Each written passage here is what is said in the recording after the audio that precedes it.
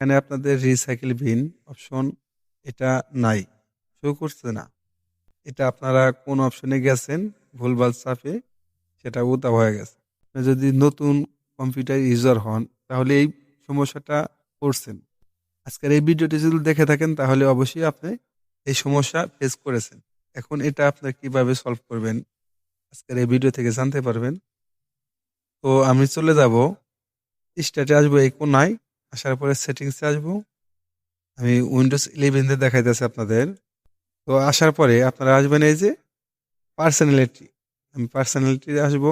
আসার পরে এই যে থিমসে আসবো, থিমসে আসলাম। থিমসে আসার পরে ডেস্কটপ আইকন এখানে ট্যাপ করব। তো এখন এখানে এই যে দেখেন রিসাইকেল বিন, আমি এখানে ট্যাপ করব। এখানে ট্যাপ করার পরে এই যে রিসাইকেল বিন এখানে চেক আউট করে দেবেন। চেক আউট করে দিয়ে আপনি এটা ওকে করে দেবেন। ওকে করে দিলে এটা আপনার রিসাইকেল বিন উপরে চলে আসবে।